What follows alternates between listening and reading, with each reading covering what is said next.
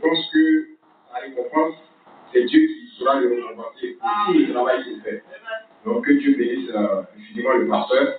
Encore une fois de plus, et de me donner l'occasion de pouvoir encore partager la parole de Dieu avec vous. Alléluia. Amen. Et je pense que je ne serai pas long. Je ne serai pas long, mais je sais que Dieu va encore parler à chacun de nous. Il y a un petit message, mais je pense que ça va nous aider dans notre foi. Alléluia. Parce que je crois que Dieu ne fait pas quelque chose dans le but de faire du mal, ou de créer des problèmes à son peuple. Ce n'est pas possible. Tout ce que Dieu fait, c'est pour notre bien. Amen. Alléluia. On dit toutes choses pour le bien de ceux qui aiment Dieu. Dieu ne peut pas faire quelque chose pour notre malheur, pour nous voir mourir ou bien décourager. Dieu ne peut pas le faire. Quand Dieu fait quelque chose, c'est pour que son peuple puisse bénéficier. Que le nom du Seigneur soit béni. Alors ce soir, je vais dire juste une citation de Frère Branham, puis on va commencer. Il dit, quelqu'un m'a dit, il n'y a pas longtemps, il a dit, Frère Branham, je donnerais n'importe quoi si je pouvais voir une vision. Parce que souvent, les gens entendent beaucoup Frère Branham dire, non, j'ai vu une vision, j'ai vu une vision, j'ai vu une vision, j'ai vu une vision. Et il y a un monsieur un jour qui a approché Frère Branham, il dit, lui, il est prêt à donner tout, n'importe quoi. En tout cas, lui aussi, pour voir aussi une vision. Alléluia. Maintenant, regardez la réponse du prophète. Il dit, j'ai fait passer mon bras autour de lui. Un véritable frère. J'ai dit, mon frère bien-aimé, chaque fois que vous ouvrez la Bible, vous voyez une vision. Dieu se révèle. Voici la vision de Dieu. Ouvrez-la tout simplement. Ouvrez, dites, oh Dieu, maintenant ouvre mes yeux afin que je te voie. Amen. Et la parole est Dieu. Au commencement était la parole et la parole était avec Dieu et la parole était Dieu. Et la parole a été faite chair et elle a habité parmi nous. Et voici Dieu. Et chaque fois que vous ouvrez la Bible, vous voyez une vision de Dieu qui vous parle. Asseyez-vous avec un cœur humble. Alléluia. Voici ce que le prophète dit.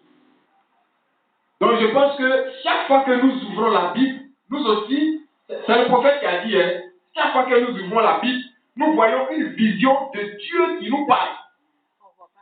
Est-ce que vous m'écoutez? Que le nom du Seigneur soit béni. Donc ça veut dire que ce soir, nous allons recevoir une vision. Et si nous ouvrons la Bible, nous allons voir Dieu, une vision de Dieu qui nous parle. Vision de Dieu. Ça, je le vois, parce que nous allons ouvrir la Bible. Alléluia. Que le nom du Seigneur soit béni. Je vais lire encore une autre portion dans les 7 ans. Frère mon homme dit, mais dans chaque âge, Dieu a commencé à rétablir par révélation ce qui était caché, jusqu'à ce dernier jour, conformément à Apocalypse 17. Un prophète vient révéler tous les mystères, après quoi le Seigneur viendra. Donc, dans chaque âge, dit, les messagers ont reçu de la vérité cachée. Mais ils ne l'ont pas seulement reçu pour eux-mêmes. C'est comme quand les disciples ont reçu la mission de servir des pains et des poissons. Je voudrais que vous saisissiez bien cette partie. Amen. Alléluia. Amen. Parce que cette partie que je suis en train de lire, je vais vous montrer, mais je vais vous montrer cette chose-là qui s'est passée dans la Bible. Nous, on va vivre ça. Amen. Je reprends cette partie. Donc, prêtez beaucoup attention à ce que je suis en train de lire. Il dit,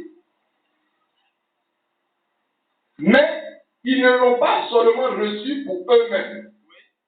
C'est comme quand les disciples ont reçu la mission de servir des pains et des poissons à la foule. Jésus leur donnait la nourriture rompue, mais eux, à leur tour, la distribuaient aux gens. Est-ce que vous avez saisi? Amen. Alléluia. Amen. On va aller doucement, vous allez comprendre. Chaque jour, quand nous nous rassemblons ici, le miracle que Jésus a fait dans Jean chapitre 6 se répète ici. La Bible, ce n'est pas un truc d'hier. C'est un truc d'aujourd'hui. On parle d'aujourd'hui. Parce que Dieu, pour travailler, il a un programme. Un élève, là, quand il doit aller à l'école, il a un plan, il a un programme. On appelle ça emploi du temps. C'est juste ça qu'il regarde. Aujourd'hui, là, qu'est-ce qui va se passer? Même quand tu veux faire quelque chose, que ce soit une construction, tu as un plan. Tu travailles d'après un plan. Quand tu te lèves dans la journée, c'est un programme que tu traces pour la journée. Tu ne te lèves pas pour faire les choses comme ça.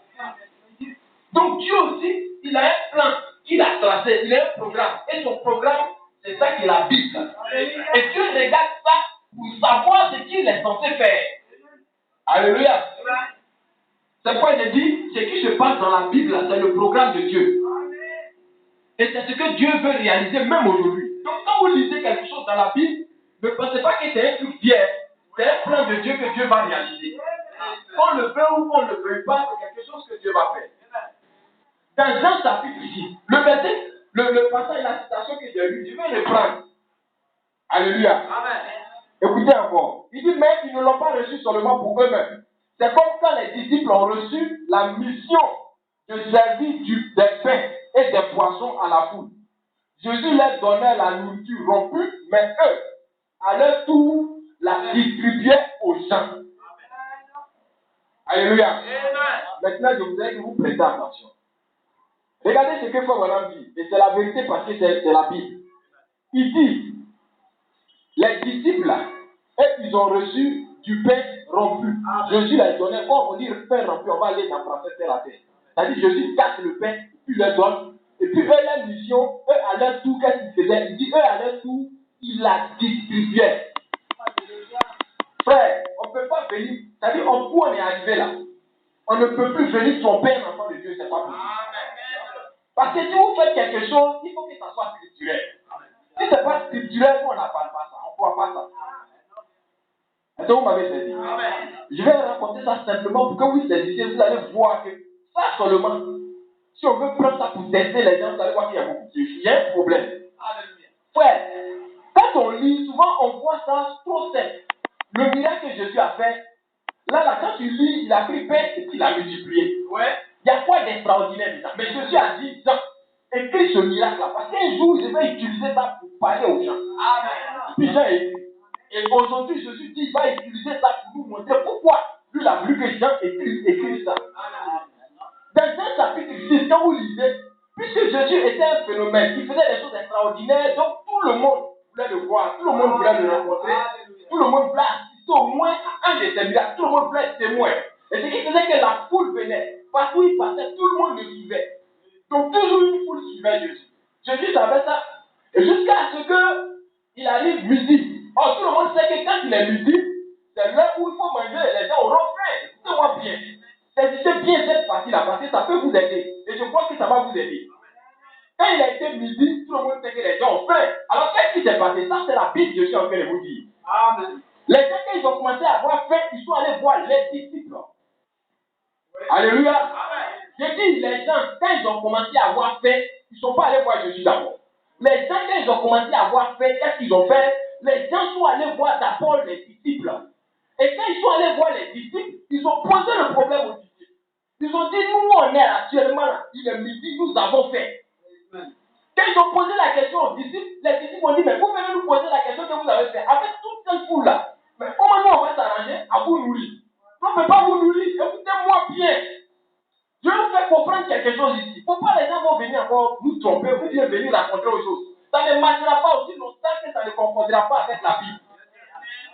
Quand le peuple de Dieu a fait, le peuple de Dieu est allé voir les disciples. Les disciples ont été clairs. Ils ont dit, nous, dans notre position, on ne peut pas vous produire du pain, nous, on ne peut pas vous nourrir. Frère, ce qu'ils ont dit, c'est vrai. Ça veut dire qu'aujourd'hui, si un disciple de Jésus, parce que les disciples, ce n'était pas n'importe qui. Il y avait beaucoup de disciples, mais si vous remarquez bien, Jésus a choisi des disciples. Il y avait beaucoup de personnes, mais Jésus n'a pas choisi tout le monde. Il a choisi un certain groupe de gens que nous connaissons, qui étaient les 12. C'est ceux-là qui étaient reconnus, c'est ceux-là qui étaient acceptés, c'est ceux-là qui étaient agréés, c'est ceux-là qui étaient confirmés comme des disciples de Dieu. Alors qu'est-ce qui s'est passé? Ils sont venus voir les disciples, c'est ce qui est normal, pour leur dire que nous avons fait. Les disciples ont dit, nous on ne peut pas vous nourrir. S'il y a des gens qui ont été choisis aujourd'hui, qui sont disciples de Jésus, je vous dis que si vous avez faim et que vous passez les voir, ils vous diront la même chose que les disciples de Jésus ont dit aux gens. Amen. Ils vous diront que vous venez nous voir, nous on ne peut pas vous nourrir. Et puis c'est la vérité. Si un disciple qui dit qu'il peut vous nourrir, c'est un menteur. Amen. Parce que si ce disciple-là, il était à l'époque, au sein de Jésus, il avait été choisi par Jésus, et que la foule venait lui poser la question, il allait dire que je ne peux pas, vous êtes trop nombreux. Amen. Ça veut dire qu'aujourd'hui, aucun disciple, écoutez, commence bien. Aucun disciple, peu importe le ministère qu'il a, même s'il a été appelé de Dieu, même s'il a été choisi par Jésus, il ne peut pas mourir le peuple de Dieu qui a fait. Alors, ils sont allés poser la question à Jésus. Et quand ils ont posé le problème à Jésus, vous dites, ah, voilà le problème se pose. Jésus dit, ok, il n'y a pas de problème. On va voir ce qu'on peut faire. Alors, il y a un qui a dit, mais il y a un enfant qui est là, qui a son déjeuner actuellement dans sa main. Il dit, ok, il n'y a pas de problème, apportez-moi ça. Alors, quand ils ont apporté le déjeuner, qu'est-ce que Jésus a fait? Jésus a pris, et puis Jésus, il casse sa pousse. Jésus a commencé à casser pousser. Donc, quand il casse sa pousse, ça dit quoi? La parole brisée, amen. La parole rompue, amen. La parole révélée. Donc, quand Jésus casse, qu'est-ce qui se passe? C'est un miracle. Amen. C'est un miracle. Ça, c'était le travail de Jésus. Amen. Le travail de Jésus, c'était de révéler, c'était de briser la parole, comme on le dit, briser les choses. Et quand Jésus brise, vous n'allez pas voir Jésus lui-même se promener pour distribuer le pain. C'est pas possible. Quand Jésus brisait, alors les disciples avaient une mission. La mission des disciples, c'était de distribuer maintenant le pain que Jésus avait brisé à la foule. Et le pain aujourd'hui, c'est quoi? Le pain, c'est la parole. Donc quand le peuple de Dieu a faim, aucun disciple ne peut lui donner la parole. C'est pas possible. Il faut que ce soit Jésus lui-même qui brise la parole, qui donne la parole aux disciples. Et eux, à leur tour, ils essayent de distribuer la nourriture. Est-ce que vous pouvez me montrer dans la Bible où un disciple lui-même il avait un pain caché et qu'il a donné à la foule? Amen. Le pain qu'il distribuait, c'était le pain de qui? C'était le pain que Jésus avait fait. Jésus a sa mission, Jésus a son travail. Lui, son travail, c'est de révéler. C'est de briser le pain. Et lui, ça s'arrête là. Maintenant, les disciples qu'il a choisis, il les a pas choisis en vain. C'est qu'ils avaient une mission. La mission, c'était de distribuer le pain. Et les disciples, maintenant, leur mission, c'est de distribuer le pain. Mais aujourd'hui, on ne comprend pas. Les disciples d'aujourd'hui, même fabriquent pain. Pourtant, si c'était à l'époque de Jésus, personne n'allait pouvoir fabriquer le pain pour nourrir le peuple. Mais pourquoi aujourd'hui ce comportement? Et si on a posé la question, on dit non, si c'était à l'époque de Jésus, il allait distribuer le pain. Vous dites vous êtes distribueur, ou bien distributeur plutôt. Mais aujourd'hui, on constate que ce n'est pas le travail des distributeurs que vous faites. Vous fabriquez d'autres pains pour venir donner au peuple. On ne sait pas où partez chercher votre parole, vos révélations, vos credos. Pourtant, votre mission, c'est de distribuer la parole que Jésus a révélée à Christ. Et Jésus, en ce temps de la fin, s'est saisi des morts. À la personne de William Baron Branham. Et lui, il l'a révélé. Et après cette révélation, ceux qui tiennent aujourd'hui leur travail, c'est de distribuer la nourriture spirituelle aux temps convenables. Frère, c'est la Bible. On voit ça simple comme ça. Je vous dis, ne lisez plus comme ça. Amen. Parce que nous avons reçu un prophète confirmé. Frère, c'est pas n'importe qui. Frère, maintenant, me raconte une histoire avant de révéler ça. Parce que c'est important. Parce qu'aujourd'hui, on trouve qu'il y a des disciples bandits. Sinon, moi, la nourriture que j'ai distribuée aujourd'hui, si je reconnais que c'est la nourriture que Jésus a fait, frère, imaginez-vous, regardez comment c'est fait. Le pasteur Benaja, s'il va passer ici, c'est la même nourriture qu'il allait prendre chez Jésus. Si je passe ici, la nourriture aussi, je dois aller prendre chez Jésus. Donc nous avons une référence commune. C'est Jésus-Christ, tout c'est là-bas, on s'en prend. Et puis on vient, on distribue. Mais on s'en rend compte sur le terrain, il y a beaucoup de pain. Pourtant, on va avoir un seul pain distribué. Mais pourquoi il y a beaucoup de pain? Lui l'a dit, je vois ça, lui l'a dit, je vois ça. Pourtant, nous tous, on allait prendre ça, Jésus. Mensonge parce que ça ne concorde pas avec Jean-Baptiste. Maintenant, je vais dire une chose. C'est que quand le pasteur Benaja, il va prendre la nourriture brisée, révélée, et qu'il vous apporte, que vous plaignez aussi, il y a un problème. Supposons que Jean a pris le pain chez Jésus. Il envoie une personne dans la foule. Il dit, ah, viens. Et la personne prend, il commence à se plaindre. Mon ami, pourquoi ton pain a Jésus? Il doit se plaindre à qui? À Jean ou bien à qui? Ah, mais s'il commence à se plaindre, mais Jean, je ne comprends pas pourquoi je dois perdre du. Vas-y, mon ami. Tu m'as vu là, tu t'avais posé la question. C'est moi, il a fait pain, hein? Je vous ai dit qu'il peut vous nourrir, c'est moi, il m'a fait pain. Lui qui a fabriqué, tu l'auras, il est assis là-bas. Donc, si vous voulez vous plaindre, pendant que le pasteur Benaja allait prendre le pain, vous venez vous donner. Vous devez vous plaindre à qui? Pas à lui. Amen. Mais allez vous plaindre plutôt vers celui de qui il allait prendre le pain. Et vous le connaissez. Donc quand il prend un message, et qu'il vous prête. Mais c'est pas non, le pasteur là même il prête. C'est pas le pasteur là qui prête, c'est pas son père. Lui c'est un distributeur. Lui qui a fait le pain, il est là. Donc personne n'a le droit de se plaindre du pain chez Bernard. Parce qu'il va te dire mon ami, voilà lui qui a fait pain. Tu es là qui t'apprend à voir. Lui qui a fait pain le voir, il faut aller le voir, tu as te plaindre de lui. Lui il n'a rien à voir. Si le pain là c'est sec, si c'est contrôlé, lui il n'a rien à voir dedans.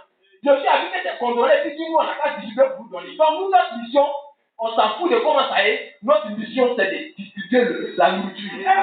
C'est pourquoi nous sommes des distributeurs agréés. C'est pas n'importe qui, les disciples ils étaient 12 seulement. Tu n'es pas déjà tu viens distribuer pain, on sait que tu es un bandit. Tu es un infiltré. Parce que si tu es un véritable disciple de Jésus, tu vas distribuer la paix, le pain que Jésus a brisé. Tu ne peux pas distribuer l'autre pain. Dès que tu vas distribuer l'autre pain, tu feras le pain que Jésus a fait, on s'en rend compte que toi tu ne fais pas partie. Jean chapitre 6, c'est un grand miracle. Donc personne ne peut se plaindre du pain que Jésus a fait aujourd'hui. Et si tu es un disciple, tu es un distributeur, distribue le pain que Jésus a fait en moi. Or, nous savons que le pain que Jésus a rempli aujourd'hui, c'est la parole, c'est le message. Et c'est ça que les disciples aujourd'hui qui ont été choisis là, sont censés distribuer. Donc un prédateur ne peut pas se lever aujourd'hui pour venir faire autre chose.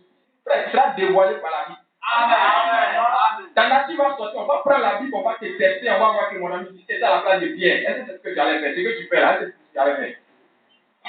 Parce que tu ne peux pas nous dire, toi, tu peux faire pain. Ça, c'est clair. Aucun disciple n'a dit ça. C'est pas toi qui as venu prouver le contraire aujourd'hui. Alléluia. Que le nom du Seigneur soit béni. Moi, on m'a raconté une histoire. Vous voyez comment ce que je viens de dire, vous voyez comment c'est clair. Les gens vont lire les dénominations, quand ils vont prendre ça, ils vont bousiller cette écriture. Ils vont faire n'importe quoi avec. Mais quand vous prenez ça, c'est là. Frère, on a lu beaucoup cette écriture, mais on n'avait jamais compris ça comme ça. Jusqu'à ce qu'il a fallu qu'un enquêteur vienne. Alléluia. Frère, je vais vous montrer ça ici.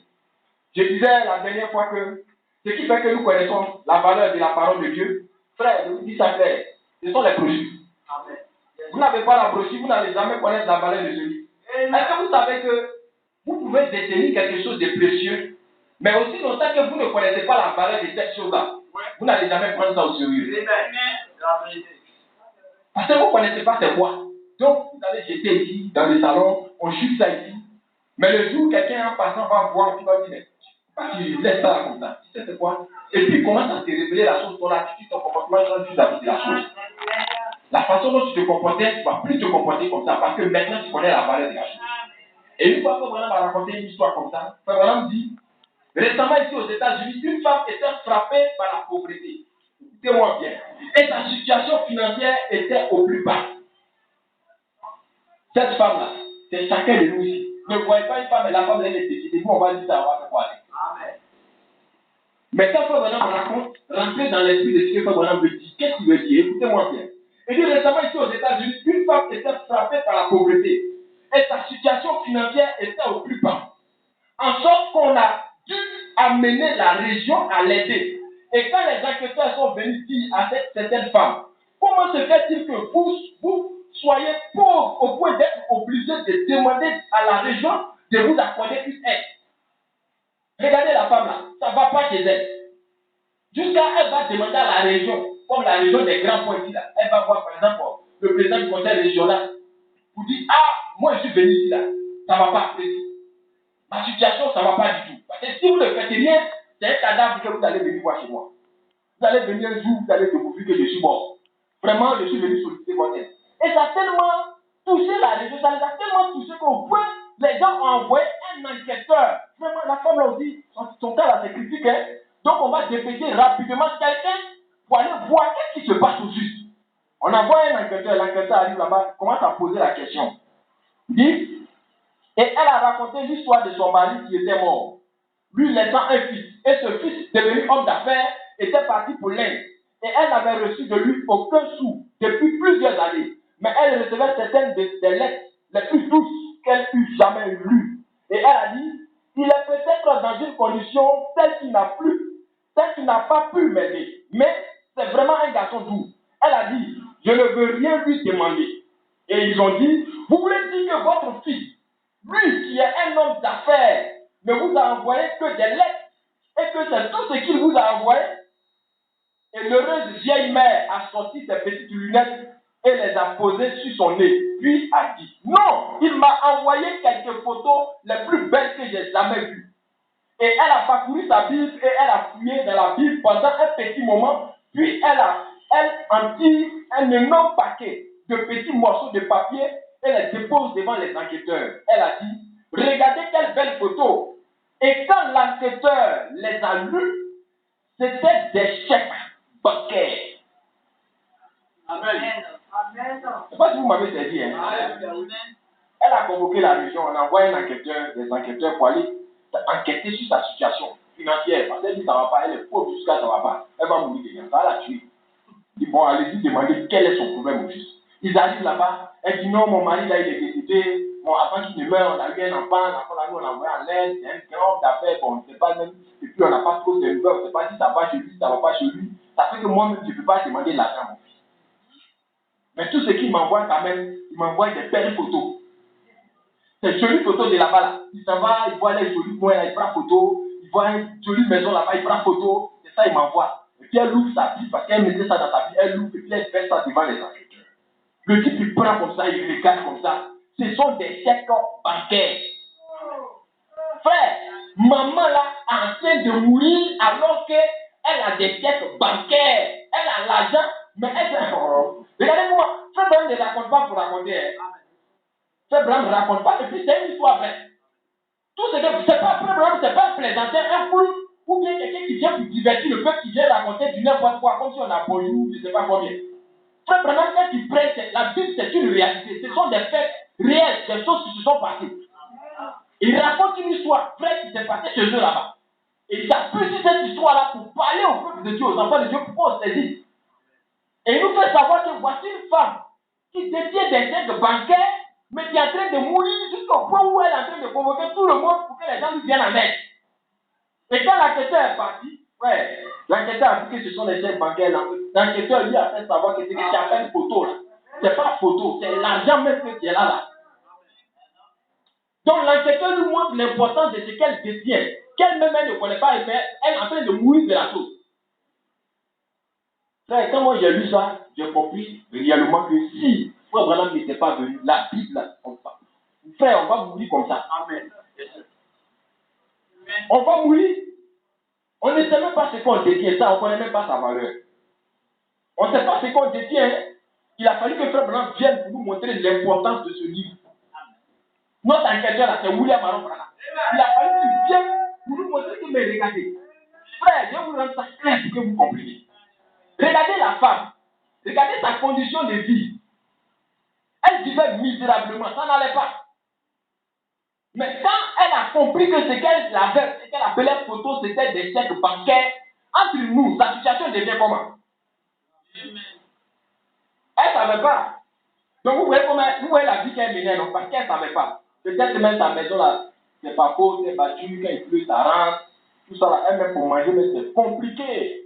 Elle va aller demander Père Bodio, bien, si quelqu'un va se débrouiller, demander un peu à bouche à droite, pour pouvoir tenir. C'est une fois par jour. Regardez sa condition de vie. Regardez un peu comment, dans quel environnement elle vit, comment elle s'habille, comment elle s'entretient en tant que femme. Regardez vous-même, essayez d'imaginer un peu une femme pauvre à l'extrême, parce qu'elle a convoqué la raison. Ça veut dire que sa situation était grave, c'était critique. Et puis c'est une femme, regardez dans quelles conditions elle vit vous-même. Imaginez-vous un peu ça. Et puis voici qu'un enquêteur rentre chez elle, et l'enquêteur lui dit que, en fait, maman, ce que tu appelles photo, c'est de l'argent que tu as. Maintenant, elle se rend compte que c'est de l'argent. Et si maintenant elle va à la banque pour aller enquêter, pour aller prendre cet argent, frère, sa situation devient comment? Sa situation change. Que vous le voulez, que vous ne le voulez pas, sa situation change. Est-ce que vous m'avez bien saisi? La situation de cette femme-là connaît un changement. Frère, aussi longtemps qu'on n'avait pas reçu un enquêteur en la personne de William Aaron Branham, regardez dans quelles conditions de vie vous étiez. C'est la même condition de vie que comme cette femme-là. Misérable. On vit misérablement. On est là, on se joue les dangereux, les gens vont à l'église, ils sont encouragés, mais c'est des pécheurs. On vivait misérablement. C'est ce qu'elle faisait. C'est la vie qu'elle menait. Ça n'allait pas sur le plan spirituel. On vivait misérablement. Des pécheurs, des drogués, des sous là-dedans. C'est leur condition de vie là. Parce que ça n'allait pas. Si l'enquêteur n'était pas venu pour nous montrer l'importance de la parole de Dieu, pour que notre vie change, notre vie s'améliore, frère, on allait mourir comme ça. Amen. Mais quand William Marion Branham est venu et qu'il a pris la Bible, regardez dans quelles conditions de vie on vit par rapport à la condition de vie dans laquelle tu étais. Tu vivais très mal. Tu avais des copains, tu avais des gars, tu faisais tout ce qui est ça. Ça, c'était ta condition de vie. Ça n'allait pas sur le plan spirituel. Mais maintenant qu'on a la parole, frère, regardez notre vie sur le plan spirituel. C'est propre et puis on vit à l'aise. C'est comme la dame, je pourrais dire que maintenant, elle s'est pris une bonne maison. Elle dort à l'aise, elle mange bien, elle s'habille bien, elle s'entretient bien. Pourquoi? Parce qu'elle va profiter de ce qu'elle a maintenant.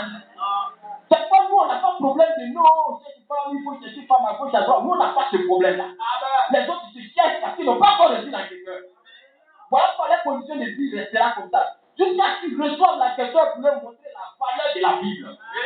Tant que vous n'avez pas encore reçu la question, vous ne saurez jamais la valeur de cette Bible-là. Et votre situation de vie spirituelle ne changera pas. Ça ne va pas évoluer. Vous pouvez être marié légalement, mais vous touchez. Amen. On voit ça, vous pouvez être patron de service, mais vous faites la corruption. Vous êtes un fautif. Au travail, vous êtes un fautif. Vous ne faites pas votre travail juste. Vous vivez très mal.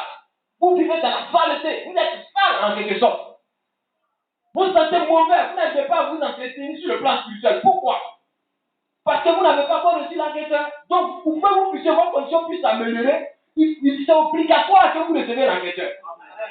C'est lui qui va vous aider à améliorer votre condition de vie.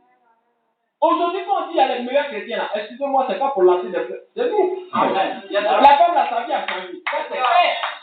Sa vie a changé, elle ne peut pas avoir ça, elle ne peut pas avoir des chèques bancaires et puis continuer à vivre dans cette vie. C'est pas possible. Et moi, je ne peux pas admettre, je ne peux pas comprendre que des frères qui disent, des soeurs qui disent qu'ils ont reçu le prophète, et puis là, ils ne changent pas, ils continuent de vivre. Moi, je ne peux pas accepter ça. C'est pas possible. Celui qui me raconte ça, je sais que c'est un menteur. Parce que sur le plan naturel même, tu es pauvre, et puis on t'envoie l'argent, ta situation ne change pas. Tu vas expliquer ça comment? Tu peux te montrer ça comment? Ça là, tu peux expliquer ça comment? Et puis qui va te croire? Tu as l'argent tout le jour ici, tu ne marches plus à ta bouche. Amen. Non, mes frères, on a dit la vérité. Il va dire que ça va te dire dans poussière. Toi qui as l'argent, ou tu achètes, tu as beaucoup d'argent sur toi, et puis tu marches, il y a un problème chez toi. Quand tu regardes le gars, ça ne va pas dans ta tête. Un fou. Tu vas avoir l'argent, beaucoup d'argent comme ça, tu peux aller t'asseoir et puis chercher à manger n'importe quoi. Non, bon, maintenant, Brésil, là, même moi, aujourd'hui, c'est ça, seulement il manger. Oui, et puis tu vas payer tes parents de 50 francs. Tu manges. Non, mais c'est pas possible, tu ne vas pas manger ça. Je dis ça pour que vous compreniez sur le plan spirituel. Ta vie doit changer. Si tu as reçu l'enquêteur, nous on sait que ta vie doit changer. Ça c'est clair. Si ta vie ne change pas, il faut te revoir. Il y a un problème, c'est que tu n'as pas encore reçu. Tu ne peux pas nous blaguer, c'est pas possible. Tu ne peux pas avoir les moyens et puis vivre misérablement. Non, moi je préfère dormir dans la maison où bon. Dans la maison inachevée où ça fait rien. Quelqu'un qui a l'argent, dormir dans la maison inachevée, c'est pas possible. Vous devez être allé sur le plan spirituel. Parce que nous on a plus que même chèque bancaire. C'est la promesse de Dieu. Il a fallu vraiment pour vous montrer ça. Dieu t'a promis de donner ça, il t'a donné. Il faut que tu lui dises, Seigneur, ça c'est pour moi, tu prends et tu fies. C'est pour moi, je prends et je suis fier. Et quand les gens te regardent, celui-là il a changé au frère. Écoutez-moi bien. La femme là, ceux qui la connaissaient avant, et puis quand les enquêteurs sont passés, quand tu la regardes, la femme n'a pas besoin de venir te dire, ma copine on dit quoi? Ah maintenant ça va chez moi. Elle n'a pas besoin de dire ça. Quand elle ne met pas, ce n'est même plus même famille, hein. 1000 francs, pas 1000 francs. Non. Hollandais, 40 000, 50 000, je sais quoi. Quand tu regardes Marc là, ma copine, elle a eu l'argent. Tu sais que ça va chez elle. Elle n'a pas besoin de te dire. Qu'elle passe là, toi-même tu vois, elle brille, tu sais que c'est là, ça va chez elle. Amen. Tu rentres chez elle, tu vois que ça va. Elle n'a pas besoin d'ouvrir la Bible pour dire. Ça dit, quand vous passez, si vous avez reçu l'enquêteur, on doit voir qu'il y a un changement au niveau de votre vie spirituelle. Ce que tu faisais avant avec les gens, quand ils te voient dans le quartier, ils vont dire, ah, maintenant il a changé. Eux-mêmes, c'est les gens qui doivent dire, c'est pas toi qui dois aller dire aux gens. Tu dois plus te promener pour leur dire, parce qu'on te connaissait quand tu étais dans le quartier ici. On savait comment toi tu vivais ici. Mais maintenant, nous-mêmes, on voit une différence de la vie que tu mènes maintenant avec la vie que tu menais avant. Nous-mêmes, on voit, c'est quoi, nous-mêmes, on témoigne. Mais si les gens ne parlent pas, les gens ne témoignent pas, il faut te revoir. Il y a un problème à ton niveau. Que le nom du Seigneur soit béni. Amen. Alléluia. C'est pourquoi je dis toujours, et je le dirai sans cesse, c'est le message seul à part le message, il n'y a pas un autre message. Amen. N'espérez même pas que Dieu va se fatiguer pour venir vous donner le message encore. Ceux qui sont là, ils attendent que quelqu'un d'autre n'a qu'à venir, quelqu'un d'autre n'a qu'à venir. Il faut attendre. Nous, on attend l'enlèvement. Amen. On attend plus que quelqu'un d'autre va venir. Là, le quelqu'un que nous, on attend, c'est Jésus qui n'a qu'à venir en partie. Voilà notre quelqu'un d'autre. C'est tout ce que nous, on attend. C'est le dernier signe que l'Église attend. Jésus vient, on va partir. Point. Il n'a qu'à envoyer quelqu'un pour venir faire quoi? Il n'enverra pas quelqu'un. Vous allez vous asseoir, vous allez attendre juste ça, vous allez attendre. Il n'enverra plus quelqu'un. Ça, c'est clair. Et ça, encore, c'est prouvé bibliquement. Amen. Si ça ne concorde pas avec la Bible, nous, on ne prend pas. C'est pas vous laisser dans ça, on ne va pas finir. Je prends les cas. Vous savez, dans la Bible, il y a eu une histoire d'Élie et d'Élisée. Quand Dieu a appelé Élisée, il a servi Élie plutôt. À un moment, Élisée savait qu'il allait partir. Il allait voir Élisée. Quand il allait voir Élisée, qu'est-ce qu'il a fait? Vraiment, il a la robe d'occasion. Occasion, j'ai bien dit là, c'est occasion. Ou bien la robe deuxième main. Quand on dit deuxième main, ça dit il y a une main, première main qui a utilisé. Quelqu'un a utilisé ça, c'est deuxième main. Est-ce que vous me comprenez? Quand on dit occasion, ça dit que quelqu'un a déjà fait une voiture d'occasion. C'est quelqu'un qui a ouvert le. Il y a quelqu'un premier d'abord qui a ouvert dedans. Maintenant, c'est comme you là. Maintenant, ça vient, moi, il serait deuxième à utiliser ça. Faut maintenant m'apprécier dessus. La robe que Élie portait, c'est Élie qui a été le premier à utiliser. Et quand il a fini, c'est devenu robe deuxième point. L'autre que Élisée a commencé à utiliser. Mais regardez bien, il faut vraiment dire, avant que Élie va donner sa robe à Élisée, quand il allait le trouver au champ en train de travailler, il a enlevé sa robe et puis il l'a mis sur lui. Et puis il a repris. Quand il a mis ça sur lui, regardez bien, il dit la robe là, qu'il a mis sur lui, c'est pour voir si ça te rend bien. Quand il a dit que non, ça ne te rend pas bien, je ne peux pas laisser ça sur toi. Donne-moi ma chose. Maintenant, c'est qu'on va faire, un travail sur toi, Élisée. Parce qu'il faut que ça te rende juste, ça soit ta mesure. Il faut que ça te rende juste, hein. Si ce n'est pas ta mesure, moi je ne peux pas laisser ça sur toi. Donne-moi ma chose. Il reprend sa chose, il dit bon, allez, on va commencer à faire le travail sur toi. Imaginez-vous que peut-être qu'elle a porté la robe était trop grosse, puis il flottait dedans, dedans. Donc qu'est-ce qu'il doit faire? Il doit commencer à bien manger. Bien manger pour commencer à grossir. Là, quand on met, on regarde, si ça rentre, on dit ok, il n'y a pas de problème, ça rentre. Maintenant, s'il était trop gros, puis ça le sert, il fait quoi? Il commence à faire quoi? Comme les gens disent là. Il chie les filles pour te payer. Donc, ça dit le travail doit être fait au niveau des filles. Le travail ne doit pas être fait au niveau de la robe. On ne va pas aller voir un couturier, pas toi, ça me fait plus déformer la robe. Pas question. Le travail doit être fait si toi, Élisée. Tu es gros, tu suis le régime, tu te péris. Si tu es mince, tu manges bien et tu grossis. La robe, la personne qui nous a donné s'appelle le Seigneur Jésus. Quand il passait, il a dit tiens, je m'en vais. Mais je vais vous envoyer une robe. Vous devez vous conformer. C'est vous qui devez être conforme à la robe. Ce n'est pas la robe qu'on va déformer pour que ça vous rentre. Pas question. La Bible, c'est écrit. On ne va pas venir nous le faire là comme la telle situation. On va changer de vie. On ne changera pas la Bible à cause de toi. On ne changera pas le message à cause de toi. Tu vas te débrouiller. Si dans le message, tu ne portes pas pour d'oreille, nous on ne change pas, on ne compte pas pour changer. On ne prêtera pas notre message pour dire ça. Nous, on va te permettre de le faire. Jamais. On va te dire, il faut t'arranger pour enlever ça. Il faut te débrouiller pour te conformer à ce qu'on a fait. On ne changera pas le message à cause des gens. C'est ça qu'est la robe aujourd'hui. C'est le message. On va prêcher ça. Et vous devez vous débrouiller pour vous conformer à ça. Vous devez tout faire pour vous-même là. C'est vous qui devez faire pour que ça puisse vous rentrer. Aujourd'hui, les gens sont les gens en train de changer la robe. Depuis quand vous avez vu Élie, allez, près Élisée, alors voir le tailleur qui est à côté de moi là-bas. Depuis quand vous avez vu faire ça? Il dit, mon ami, tu as fait. Et puis il a fait combien d'années pour que ça puisse le. Il a fait 10 ans. 10 ans. C'est les Écritures, celui qui va après Nakali. Amen. 10 ans pour que robe là, ça puisse lui rentrer. Aujourd'hui, on voit les gens, ils sont en train de changer robe. Ils prennent autre chose.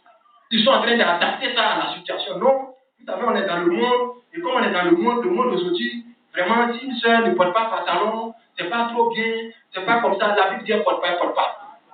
On a qu'à se débrouiller pour ne pas porter. La Bible dit si elle se maquille pas, elle se maquille pas. Aujourd'hui, vous arrivez, on dit ne vous conformez pas, ne soyez pas conformes au siècle. Les gens sont en train de les conformer. Les crétaux là, c'est pour que les gens soient à l'aise. Non, dans notre église, on peut faire comme ça. Dans notre église, les gens sont en train de déformer la robe. Nous, on sait que c'est mensonge. Tu ne peux pas prouver ça dans la Bible. Jamais de la vie. Tu ne peux pas prouver ça dans les Écritures. Où Élie a pris la robe et puis il a commencé à tailler ça. Jamais. Que le nom du Seigneur soit béni. Donc pourquoi les gens vont venir prêcher autre chose? Prêcher la robe là, c'est ça. Tourner ça au temps. Donc quand c'est débrouillé, pour qu'ils allaient combien? Amen. Alléluia. Que le nom du Seigneur soit béni. Je vais dire quelque chose, on va dire notre test base ici, pas long. Vous savez, j'aimais beaucoup le message tout simplement parce que quand tu veux nous faire comprendre la Bible là, il prend les choses de la vie simple. De telle sorte que mon ami, normalement, moi je me dis ceux qui devraient bien comprendre le message même c'est nous. Parce que tous les gars lui prennent là, nous on est dedans. C'est les blancs, ils sont développés. Nous on est dedans. Regardez Jésus, il dit non, quelqu'un est allé au champ, il a pris ses mains, il a planté. Qui ne connaît pas ça? C'est quel Africain qui ne connaît pas ça? Quand Jésus doit prêcher, il va prendre la paix. C'est-à-dire les trucs simples. Quand il te dit ça, tu comprends. C'est comme Jean-Baptiste. Regardez le message de Jean-Baptiste. Aujourd'hui, on prend les gens, on envoie à l'école pastoral. Quand il quitte là-bas, il vient, il prête tout son élan, on le regarde. On ne comprend pas. Jean-Baptiste va la poignée, c'est-à-dire, on prend la hache là. On prend, on met en bas des arbres, on coupe arbre. Ça là, qui ne connaît pas? Qui ne connaît pas? Qui ne connaît pas? On prend hache, on prend pour couper arbre. Qui ne connaît pas? Bon, un arbre là, s'il ne donne pas plus, on fait fardeau. Qui ne connaît pas ça? Oh, alléluia. Simple. Ça là, c'est simple. Quand on te prêche comme ça, tu vas comprendre. Simplement. Et c'est comme ça que c'est le langage de Dieu. C'est comme ça que toi, voilà, même prêcher. C'est comme ça que la Bible dit. Simplement, les choses de la Bible, les choses de la terre. Temps, je suis pas ici. Vous voyez ça, c'est comme ça. C'est pour que les gens puissent comprendre. Mais l'homme est tellement compliqué. Il faut, madame, je vais dire ça avant qu'on dise notre lecture. Il faut, madame, a dit quelque chose qui m'a plu. Il dit, vous savez, les bonnes choses, là, en réalité, les bonnes choses, par exemple, or, les diamants, les bonnes choses, on trouve ça où? Où on peut voir ça? C'est-à-dire, si tu marches sur la route, tu peux voir ça comme ça facilement.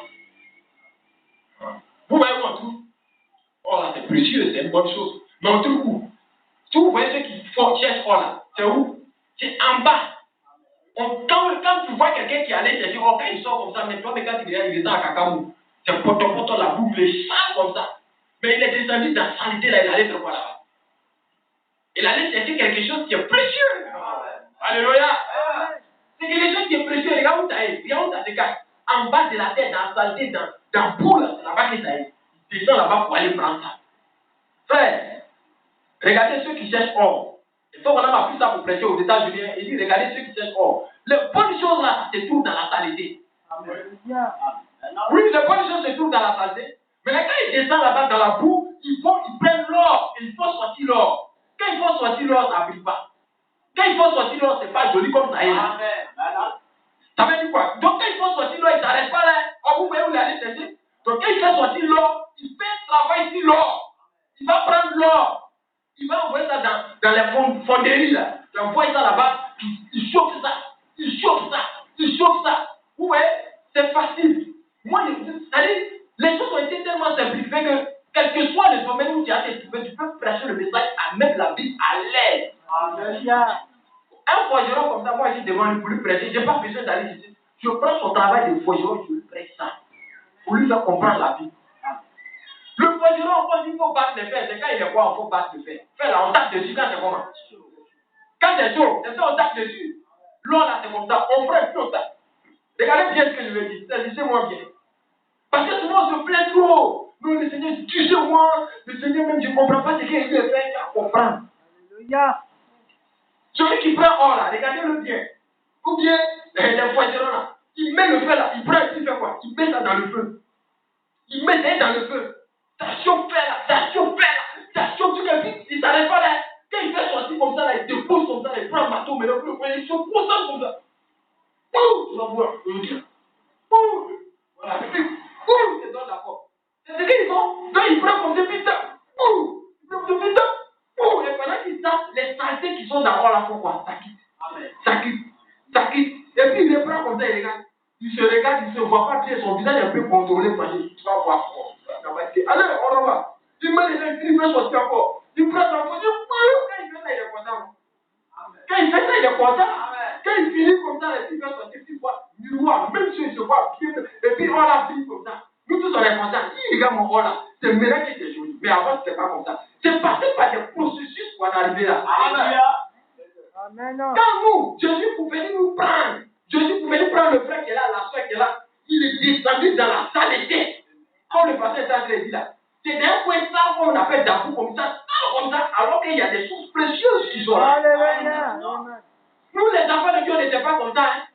On était dans la saleté, dans la boue, dans n'importe quoi, de boulerie.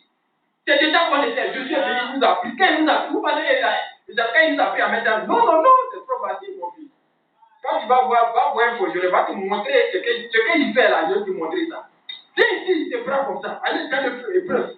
Pour tu étais là-bas, ça chauffe, il te fait sortir comme ça, puis il ça, orgueil là. Il te prend, il te met. Toi, tu vas fumer, tu vas voir aujourd'hui. Sois ici. Tu prends même pour cigarette là-bas. Tu prends, il met dedans. C'est pas encore clair. Tu peux mettre pour dedans. Et puis, c'est comme ça, c'est ça. Imaginez-vous, un poison qui a créé des tapés sur le feu, puis le feu de rien comme il y a quoi même. Tu me tapes trop. Il y a quoi? Vous allez accepter ça? Le poison, il se concentre, il me dit, mais le feu là aussi, le gars, vous êtes le gars, va me tuer. C'est comme ça, il est content parce qu'il a fait un bon travail. Donc, Jésus, quand il se prend, il se met voilà, il prend la parole comme ça, il t'en dit, Jésus a le passé, il a cogné tout. Il a tout cogné dans son affaire là. En fait, c'est parce que en toi, il y a des bonnes choses, tu dois briller. Parce que si tu te lèves comme ça, les saletés de ce monde-là, c'est collé sur toi, on ne voit pas ta valeur. Tu ne brilles pas. Donc, tu dois passer par ce processus pour qu'il va sortir toutes tes coloris là, de ce monde-là, il vit ça. Et puis quand les gens te regardent, lui-même, je dis quand il prend, il te regarde, je me vois maintenant à toi. Et quand tu passes, maintenant, tu brilles aussi. Mais la changé, mais vous avez vu où il est cité, vous avez vu le processus, c'est la même chose. Maintenant, Jésus vous prend, il a fait vous taper. Il dit, Seigneur, tu vas me tuer, va te tuer où? Il est en train de faire sortir les qualités qui sont en toi. C'est les valeurs qui sont en toi qu'il est en train de faire sortir. C'est pour ça que tu brilles. Non, il ne te fait pas du mal. Le preuve là, quand on éprouve là, c'est pas pour faire du mal à l'or. C'est pour que l'or puisse briller. Et quand il regarde, ça brille. Les gens, quand ils viennent, ils disent, oh, l'or là, ça brille. Vous pensez que ça a brillé comme ça?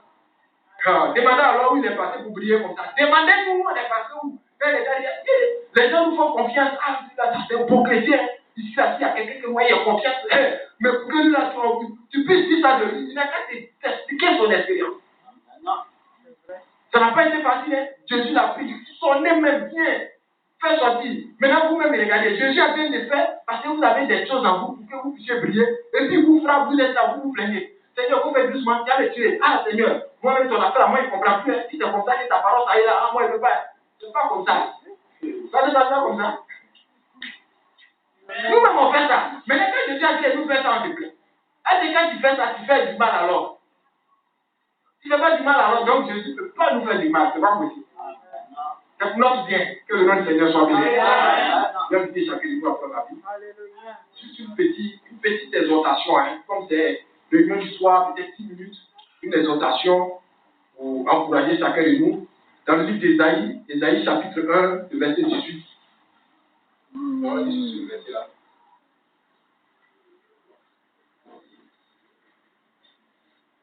Ésaïe chapitre 1, verset 18.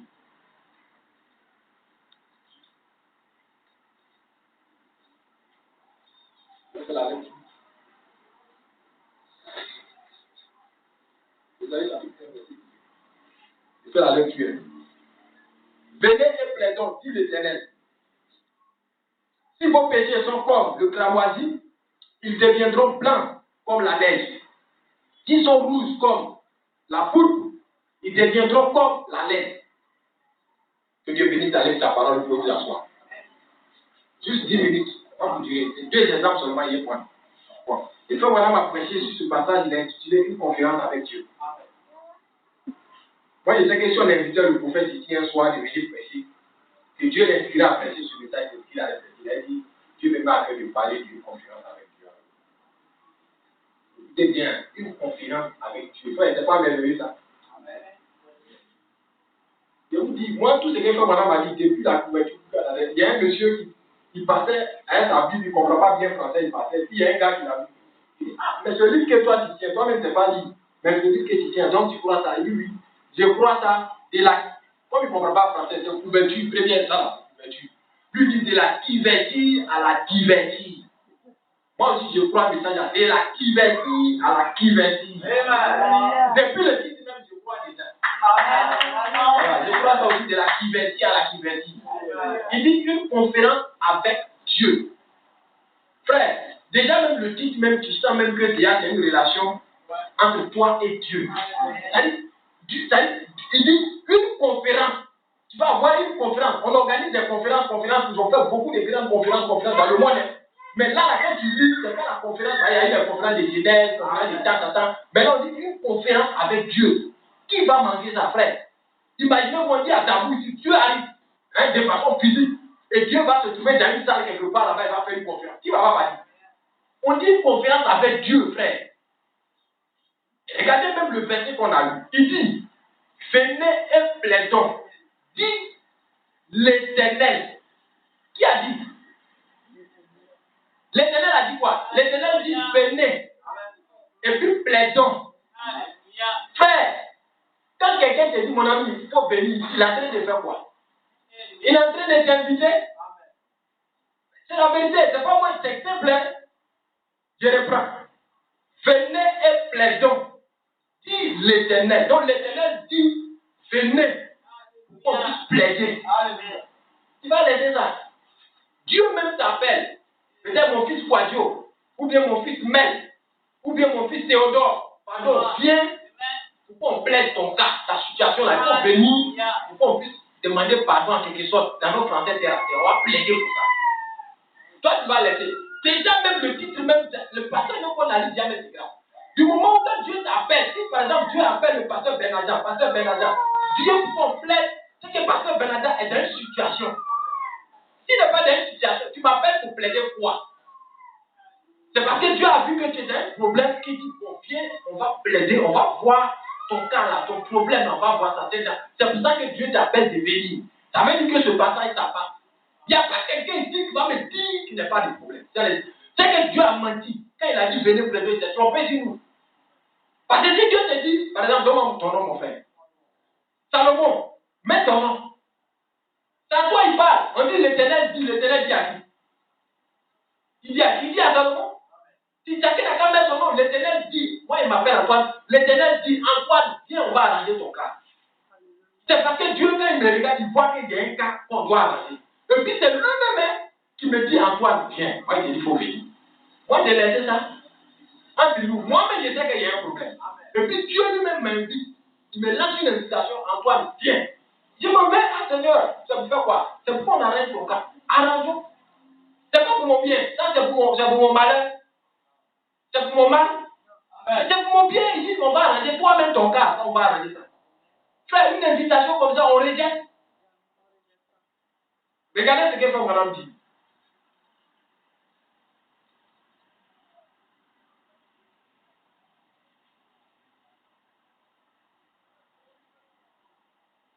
Il dit, et je me disais que c'est une chose extraordinaire que Dieu, le créateur des cieux et de la terre, invite sa création, l'homme, à venir prêter avec lui. C'est Dieu même, créateur du ciel et de la terre, qui invite sa création. Il lui dit, mon fils, faut venir. Ma fille, pardon, viens. Ta situation, j'ai vu. Je sais que tu as un problème. Je sais que tu traverses quelque chose. Vraiment, il faut venir, on va arranger ça. Amen. C'est une invitation. Et Frère Madame dit, vous savez, il n'était pas obligé de le faire. Il existe beaucoup de choses par lesquelles nous pourrions être honorés. Un certain ministre, un certain pasteur peut t'inviter dans son église, c'est un honneur pour toi. Ou bien une association ici, association à Dabou ici, peut t'inviter à une salle ou bien à leur réunion, à venir prendre part. C'est un honneur. Maintenant, il dit aussi que le président aussi peut t'inviter. Lui, il a pris le président à son temps. Eisenhower, Dwight Eisenhower, invitait le meilleur démocrate de l'histoire. Par exemple, Alassane de RDR. Alassane peut inviter un gars ici de FPI, de LFP, de PDC. Ah, mon ami, viens à la présidence, on va parler. Frère Madame dit, même si tu n'es pas d'accord avec Alassane, tu n'es pas de son parti, tu n'es pas d'accord avec son système, sa politique, il fait la vie, tu n'es pas d'accord. Mais le fait que le président t'invite à la présidence, frère, c'est un honneur, tu vas partir. Pourquoi? Madame dit, parce que ça va faire de toi. Imaginez-vous, quelqu'un qui est quelque part ici, et puis un coup, on envoie une lettre, on dit non, Alassane t'invite à la présidence. Frère, tu peux l'attraper. À Dabou ici, tu peux l'attraper. Non, mais c'est pas possible. Hey, toi-même dans ton quartier, ça dit quand tu te réveilles même là, pour quel moment ça, tu sais comment tu vas faire bruit. Quand tu te réveilles, Il n'y a pas l'homme. Il y a un Dieu. Ouais. Ça dit tout simplement que les gens demandent, mais il n'y a pas l'homme, c'est quoi? Tout simplement pourquoi tu demandes, ouais. On sait qui est qui maintenant ici. Hein? Moi, le président m'a invité. Tu as fait ton malin dessus jusqu'à ce que tu montes, voilà ça. Et puis vous allez voir, vous pouvez être plaisanterie, regardez, vous allez voir. Le jour tu t'es même bien à l'aise, tu t'es ça. Et puis tu t'es à la présidence. Mais frère, le jour où tu finis à la présidence, dès que tu vas passer à la radio, quand les gens, où on met les journaux à ta bouche, les gens vont aller voir. Télévision, ça va passer dans le journal. Toi-même, tu sais. Mais quelqu'un comme ça, quand il quitte, malgré qu'il n'est pas d'accord avec ça, mais quand il quitte Abidjan, et puis il arrive à ta bouche. Dans le cas, vous n'allez pas dormir, il ne faut pas respirer. Ça dit qu'il monte même entre, on le connaît dans le quartier, quelqu'un, il est debout, il fait sortir, il est. Mais quand il monte dans le cas, là, même déjà, ça dit, il est complet déjà. Et puis, il est à savoir tout le monde dans le cas. Avant de s'asseoir. Et puis, c'est mon l'avion. Et puis, tu t'assois, ça dit, ton mari sera trop. Et puis, il descend dans vous, mais tu ne peux pas. Quand tu dis, mais mon ami, il faut rester tranquille. Il faut rester tranquille. Même ton mari, tu ne peux pas le maîtriser. Pourquoi? Parce qu'à la fin, l'invité à la présidence, on a vu partout, on dit, la présidence, l'invité, tout simplement à cause de ça. Il ne peut pas résister à l'invitation, ça. Invitation, ça, il ne va pas faire malin. À Dabou, s'il passe, les petits vont venir faire ce qu'ils vont, il faut rester tranquille. On connaît qui est qui à Dabou, si on se connaît, hein. Ou bien ça, ce n'est pas en train de moi. Il fait ça juste. Pourquoi ça, c'est dit là? Il n'est pas n'importe qui. Pourquoi? Parce qu'on est beaucoup ici. Les gens qui dansent beaucoup et parlent beaucoup. Moi, on ne parle pas. Hein. Moi, on assis dans nos coins, mais ça vient de trouver. Ou bien, je ne connais pas. Juste pour faire son malin. Parce que le président a traité une lettre. Il est allé à la présidence, il est venu. Tout le monde au boulot. C'est à cause de ça, il va partir. Maintenant, quand on dit, mais imaginez que Dieu nous a invités. Le Dieu du ciel nous a invités, vous et moi. Et il nous a invités à venir à lui pour parler de la vie éternelle. Dieu, à la fin, il est petit devant Dieu. Alléluia. Quand Dieu dit venez là, si à la fin il dit viens, ça le mot viens, et puis Dieu dit viens, c'est pour qui est grand.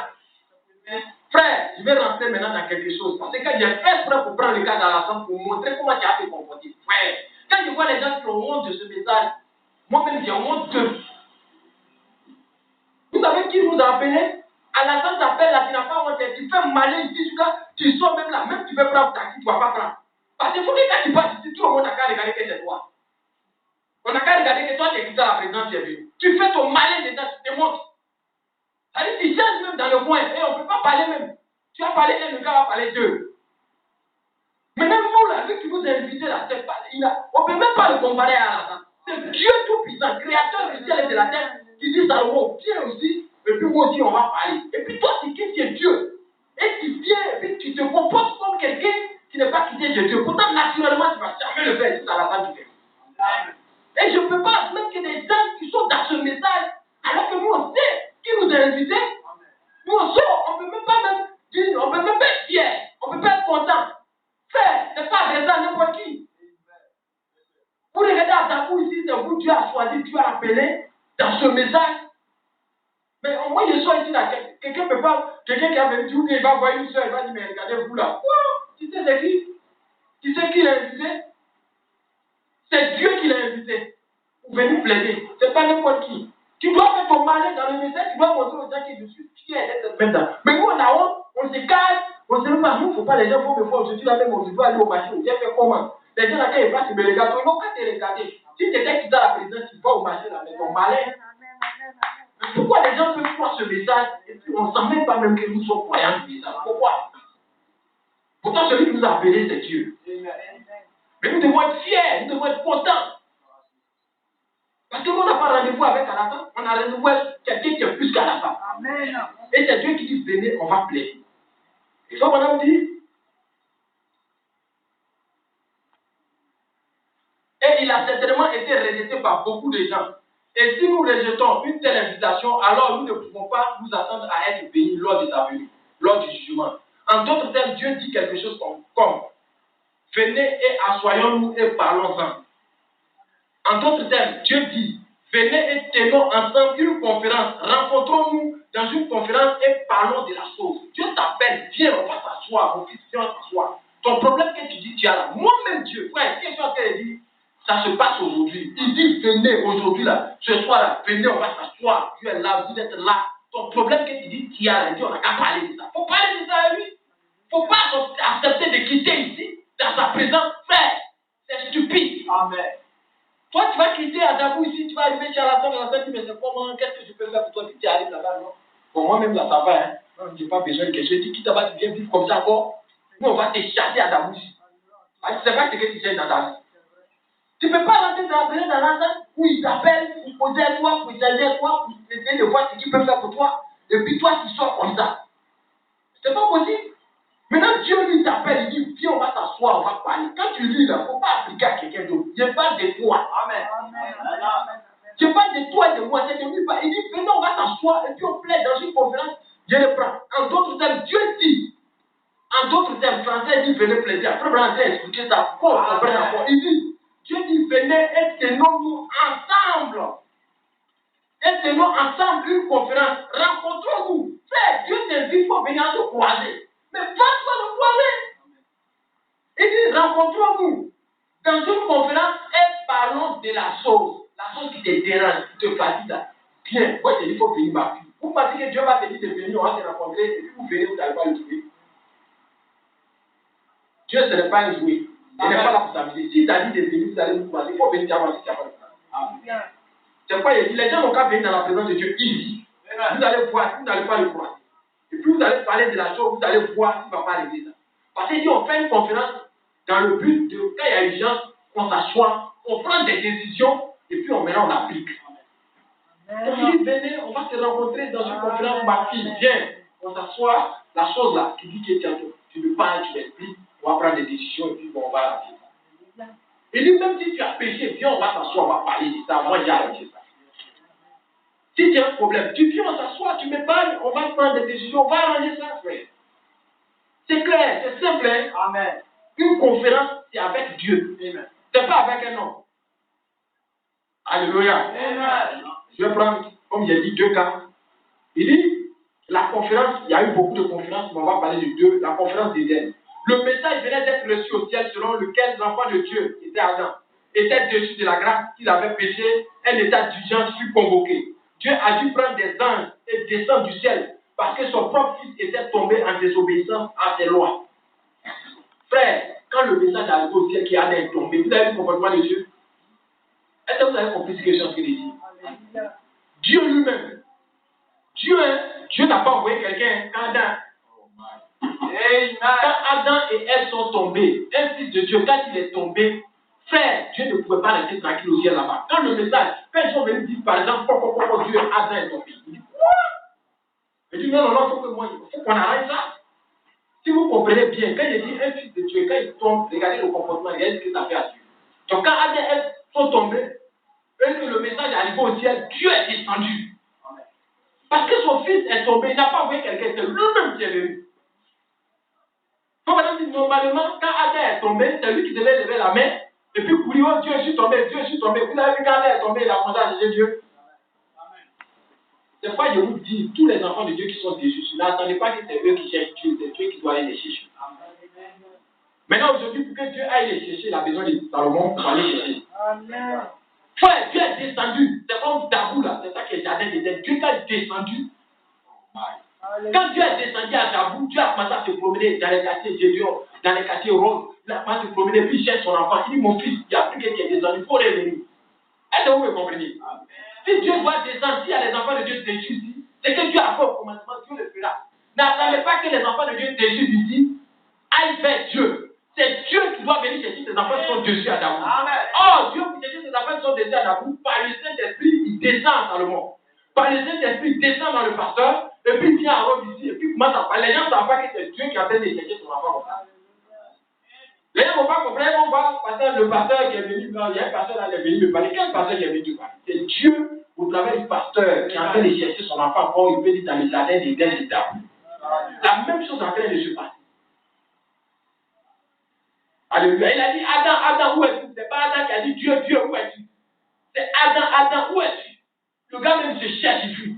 C'est pas vous voyez tous qui sont là. Ils se cherchent, ils sont en train de fuir. Et qu'est-ce qu'ils sont allés faire quand ils sont tombés?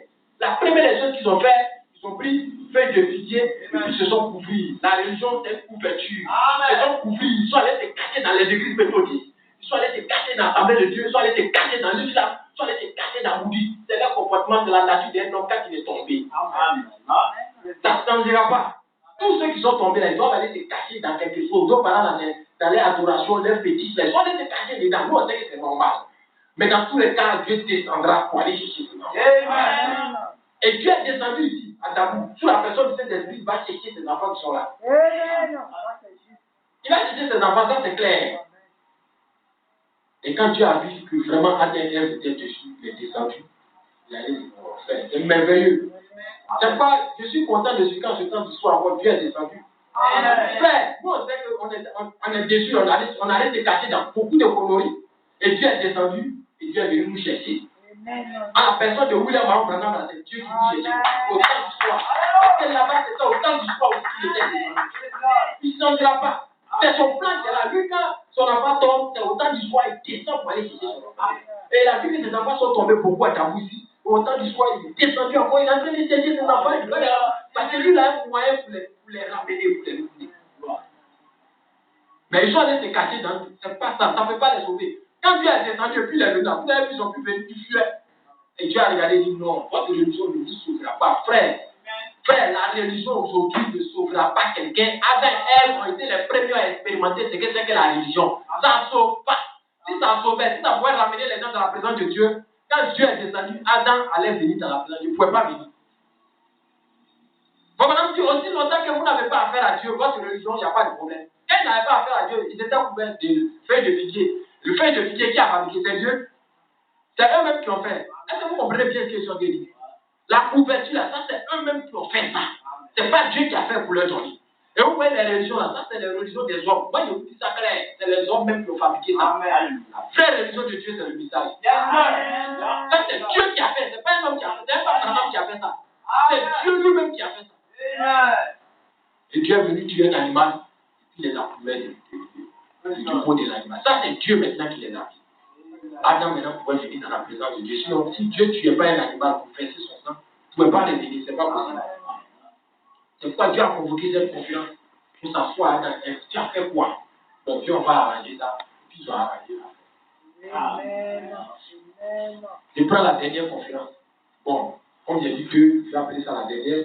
Il dit, il y a une autre conférence, nous pourrions en citer beaucoup, mais voilà, les gens qui sont là, ils sont fatigués, ils peuvent pas parler tout le temps. Écoutez, une autre conférence a été convoquée, c'était un soir à Gethsemane. C'était quand Christ avait plu à Dieu, au point que celui-ci a convoqué une conférence et il a dit quelque chose comme: acceptes-tu la conférence de Gethsemane, montagne où Jésus est parti sans foi, il a prié jusqu'au lit, sueur là, c'est devenu comme ça. Voilà, c'est ça, la conférence de Gethsemane. Regardez bien, écoutez-moi bien, c'est bien. Parce que souvent quand on lit, souvent on chante. Être comme Jésus, alléluia. Être comme, on veut être comme Jésus, non?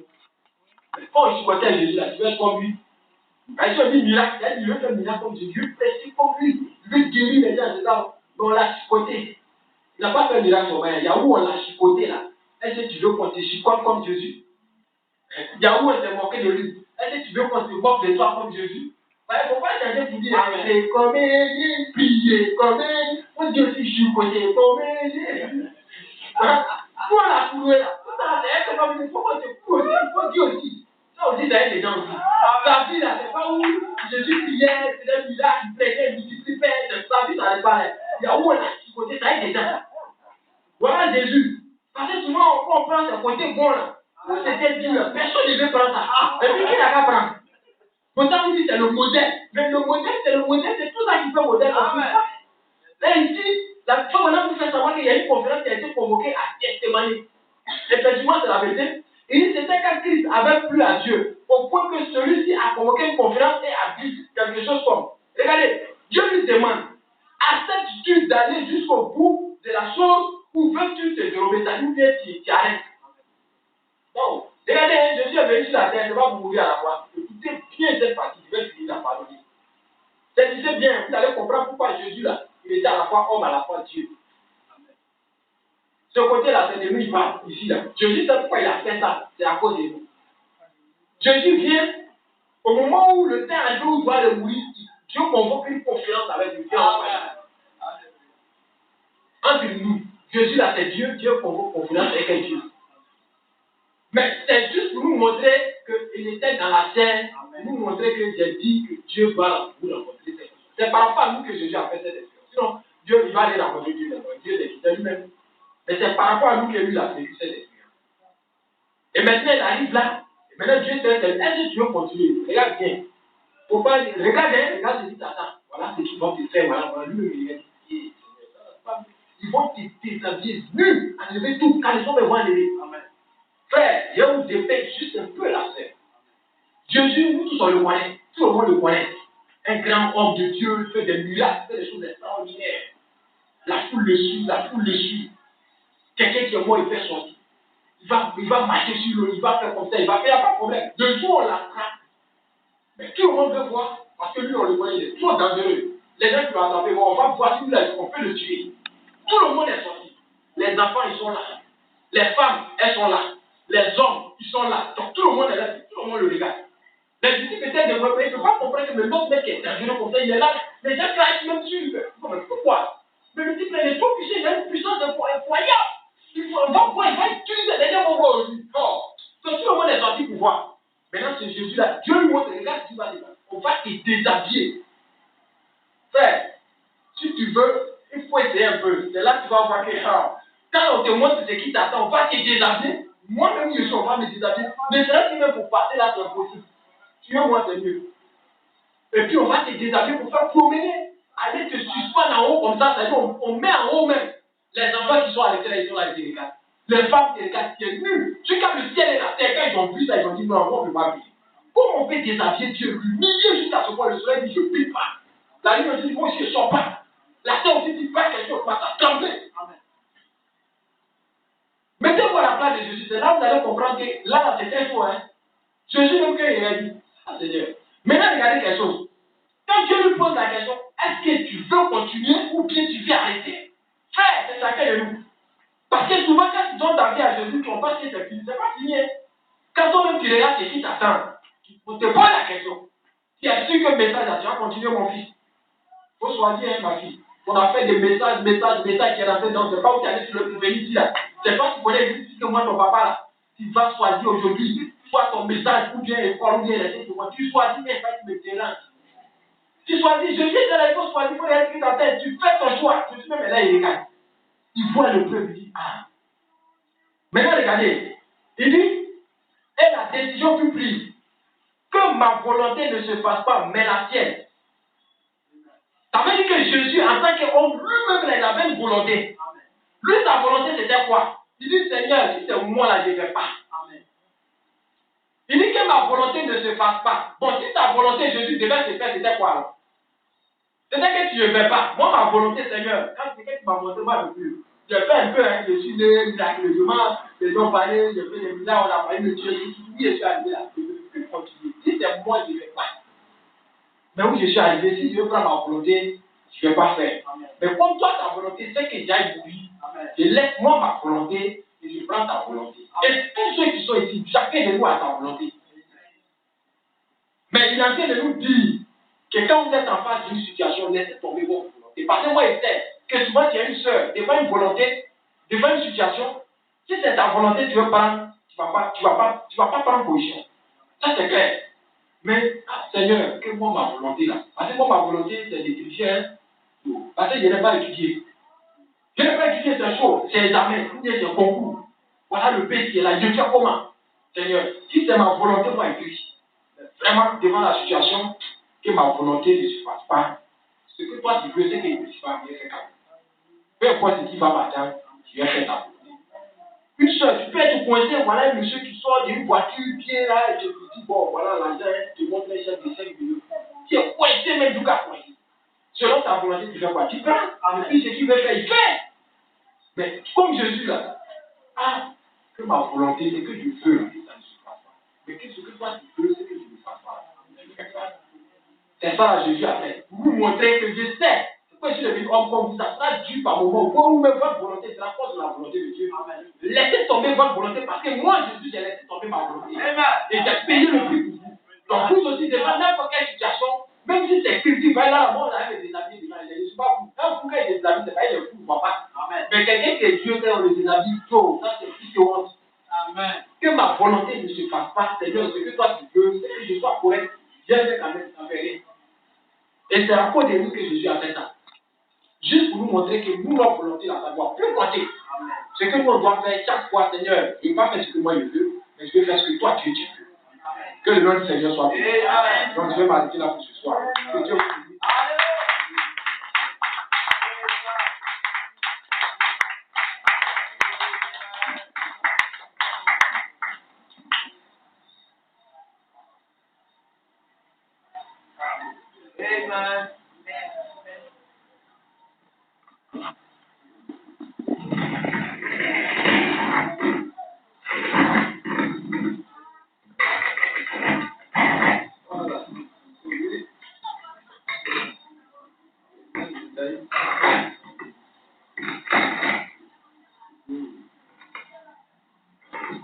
Amen. Amen. Amen. Alléluia.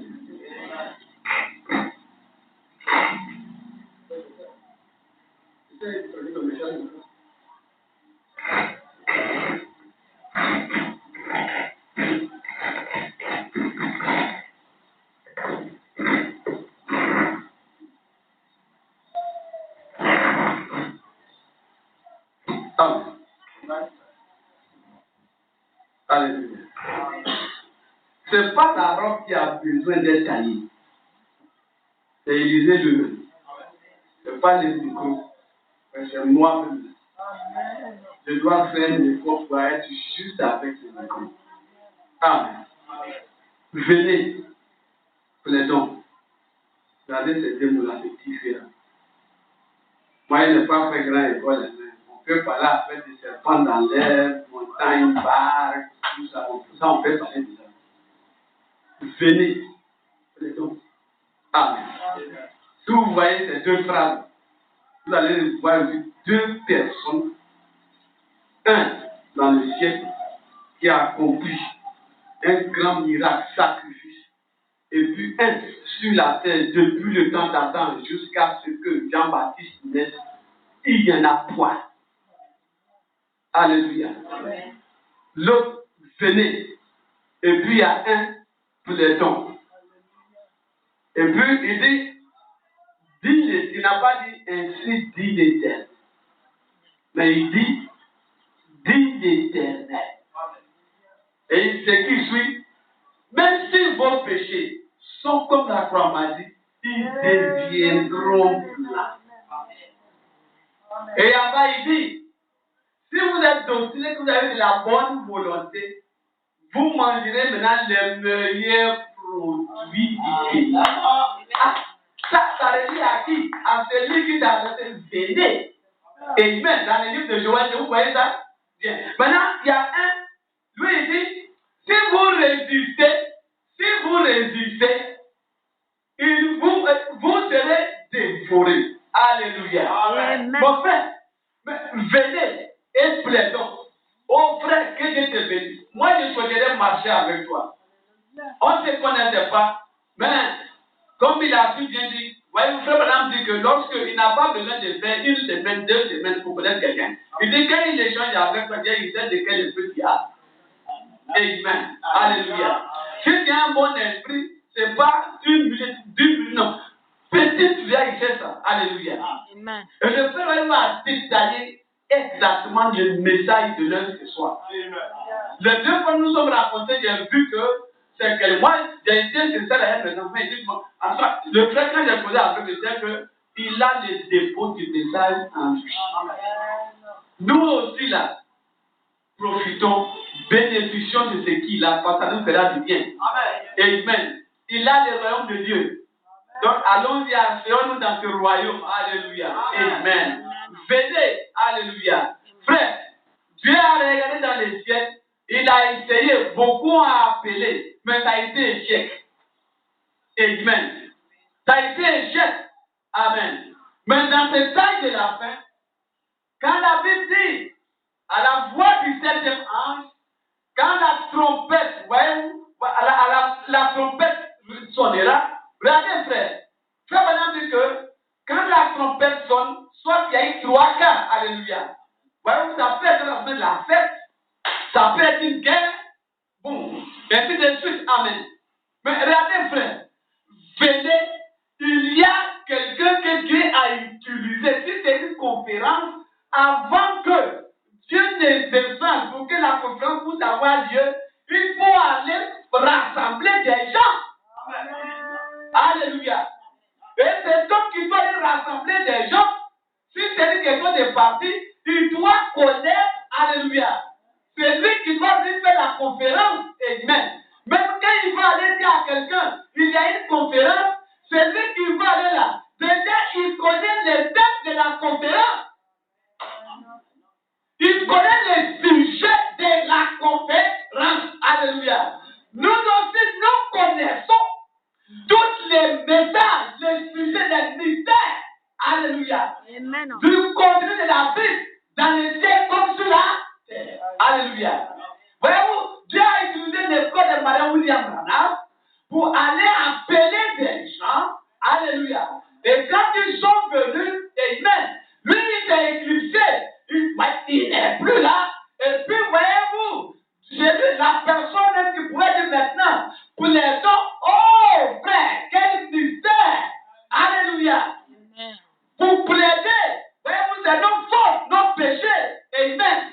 Mais ce n'est plus nous maintenant, mais lui, il prend notre place. Alléluia. Comme les frères expliquaient sur la croix, vas-tu démissionner ou pas, il prend notre place. Et puis, voyez-vous, c'est lui qu'on a envoyé, lui, il devient griot. Au moment où l'autre accomplissait les grands miracles sur la croix, mais lui qu'on a envoyé, lui, depuis Jefferson Field à Kentucky, il crie que toi, tu n'as pas péché, parce qu'il a pris ton péché. Quand il dit que nous n'avons pas péché, la dénomination nous trouve comment? Il nous trouve bizarre, effectivement. Nous n'avons pas péché. Il n'y a pas de péché chez nous. Parce que le message d'Antoine, alléluia, que les frères a prêché venant, voyez-vous, de Mme William Branham, m'a sanctifié. Alléluia.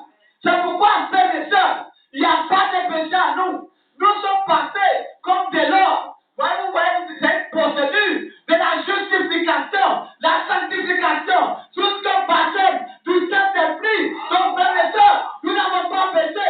Mais il y a quelqu'un qui a dit, mon frère, venez, mais les péchés me disent, plaidons ensemble, moi je passe à place. Amen. Allez. Amen. Alléluia. Et dites-moi, ce que vous voyez mon frère, qu'est-ce qu'il a fait?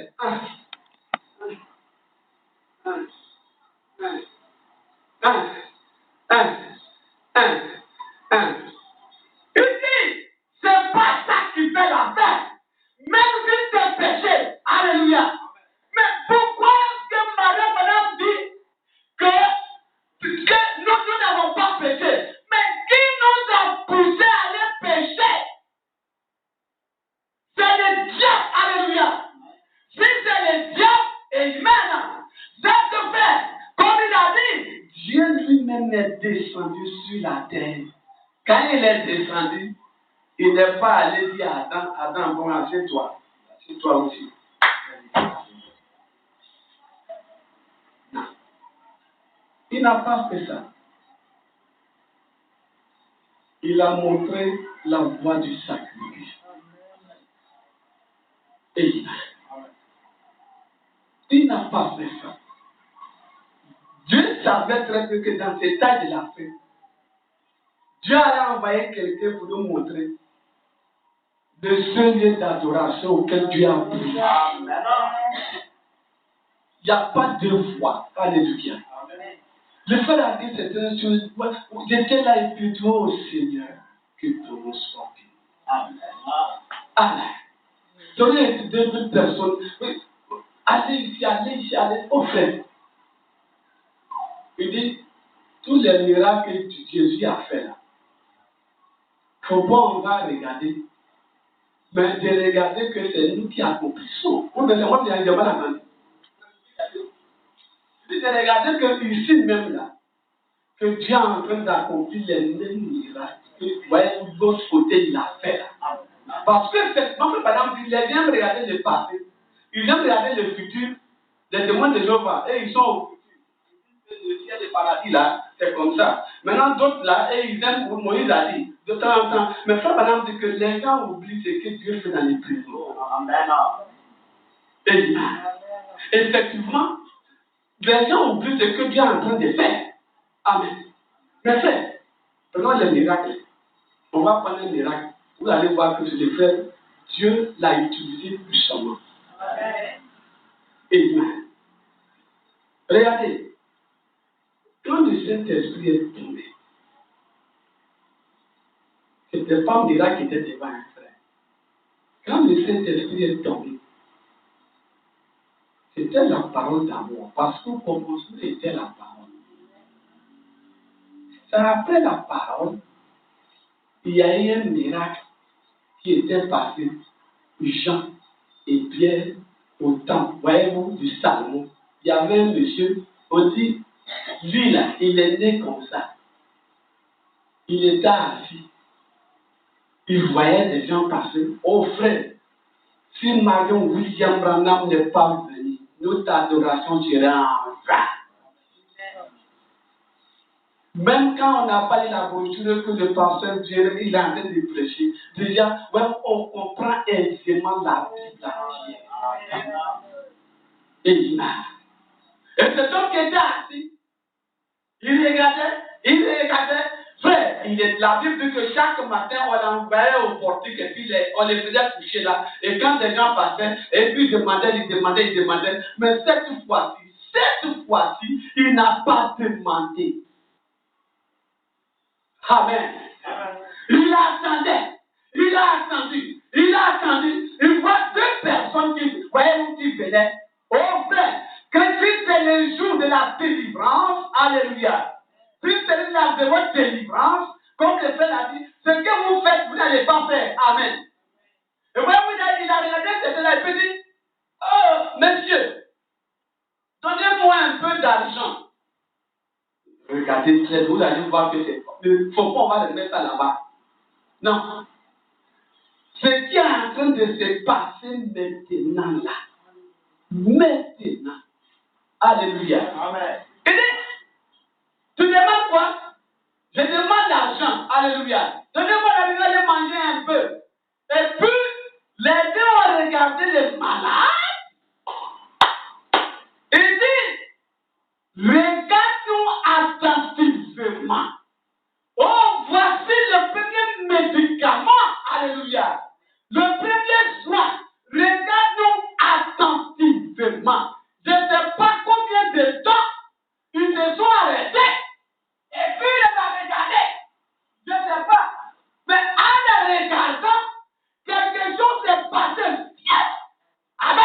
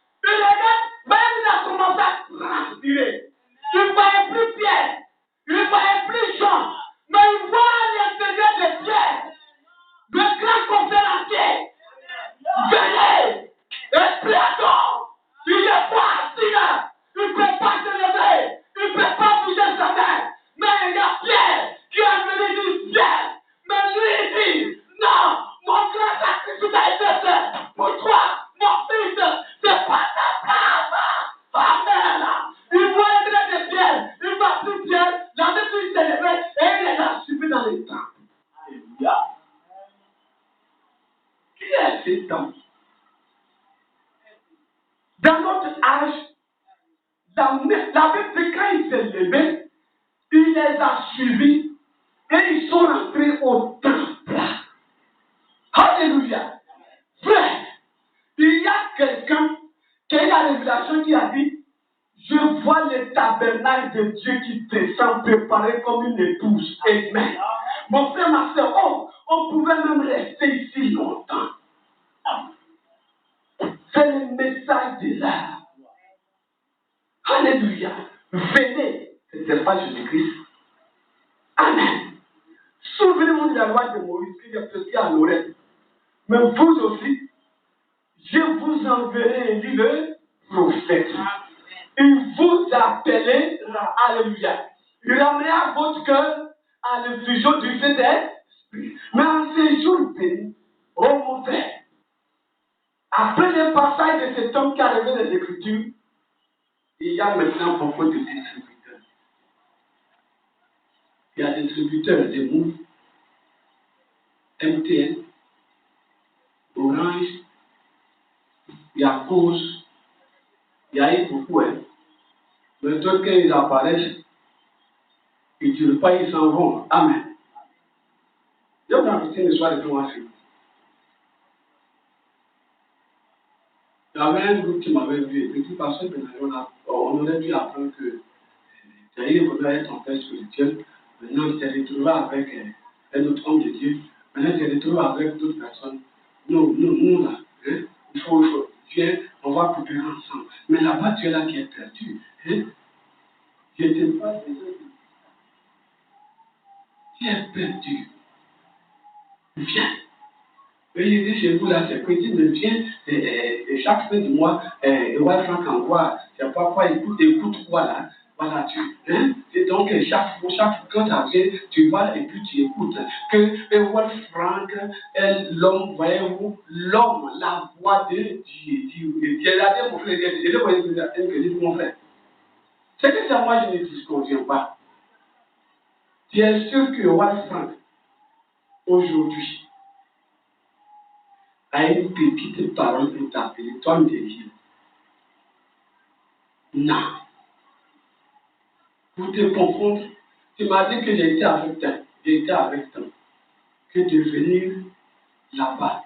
Mais si je vois là, je viens chez toi, qu'est-ce qu'ils diront maintenant les autres? Ils vont dire quoi? Ah, Benaja, maintenant tu es allé. Je me l'ai dit, non, réponds. Si je viens chez toi, l'autre me dirait, ah, Benaja, maintenant tu es allé. Vaut mieux de me pousse-moi à aller vers Marion William Branham. Dis-moi que c'est lui la voix de Dieu. Le mot voix, la voix. Dieu a une voix, mais comme Dieu est esprit, Dieu a pris une chair humaine, un corps humain qui a porté sa voix. Franck n'est pas la voix de Dieu, mais c'est Marion William Branham qui était et qui est la voix de Dieu aujourd'hui. Alléluia. Il n'est plus là, mais son message, c'est la voix de Dieu. C'est pas Franck. Non.